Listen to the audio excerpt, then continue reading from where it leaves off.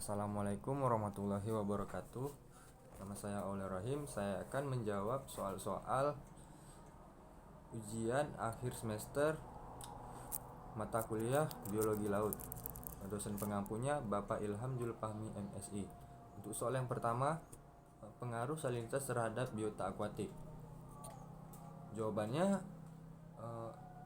salinitas ini merupakan kadar atau berat garam yang terlarut pada air laut. Nah, garam-garam yang terlarut dapat berpengaruh terhadap pengaturan osmosis pada hewan.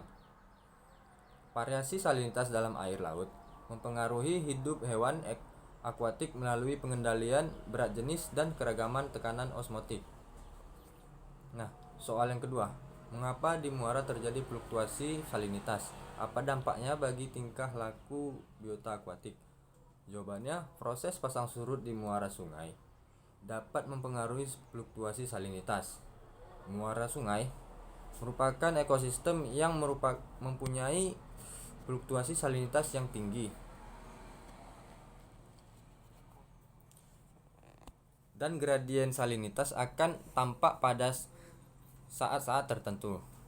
Pola gradien salinitas berbeda tergantung pada musim, topografi muara, pasang surut, dan jumlah air tawar.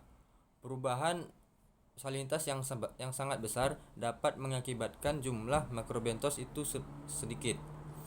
Untuk soal yang ketiga, dampak dari El Nino dan La Nina. Jawabannya, dampak dari El Nino terhadap cuaca di Indonesia adalah mengurangi curah hujan. Selain itu juga bisa memicu kondisi kekeringan di wilayah-wilayah Indonesia yang akan mengakibatkan lahan-lahan tandus dan kebakaran hutan. Sedangkan La Nina membuat suhu permukaan laut di Samudra Pasifik akan mengalami penurunan atau pendinginan pada bagian di tengah laut. Dampak fenomena iklim La Nina ini ialah meningkatkan curah hujan di wilayah-wilayah Indonesia. Kondisi ini dapat menyebabkan atau mengakibatkan bencana banjir, longsor,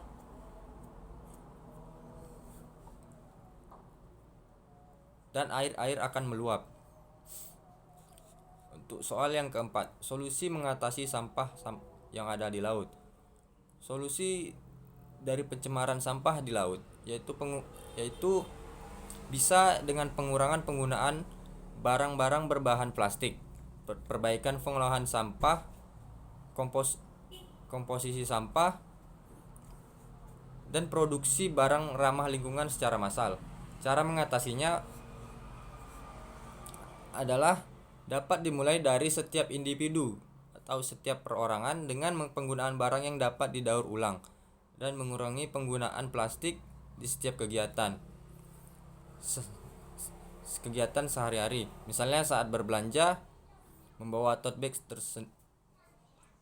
sendiri atau tas sendiri. Namun pencegahan itu harus dilakukan dengan diri sendiri. Misalnya tidak membuang sampah di laut, dan jika melihat ada sampah di laut harus diambil atau dikutip lalu dibuang pada tempatnya. Nah, untuk soal yang kelima, mengapa plankton disebut sebagai produsen primer perairan dan bioindikator? Jawabannya, plankton disebut sebagai produsen primer atau produsen terkecil karena plankton itu, khususnya fitoplankton, memiliki kemampuan untuk dapat berfotosintesis serta menghasilkan senyawa-senyawa organik. Kalau pada zooplankton akan menjadi pakan bagi ikan dan biota yang lainnya. Selain itu, plankton dapat digunakan sebagai bioindikator perairan karena memiliki tingkat kepekaan tinggi terhadap adanya pencemaran. Sekian dari saya. Wabillahi taufik wal hidayah. Wassalamualaikum warahmatullahi wabarakatuh.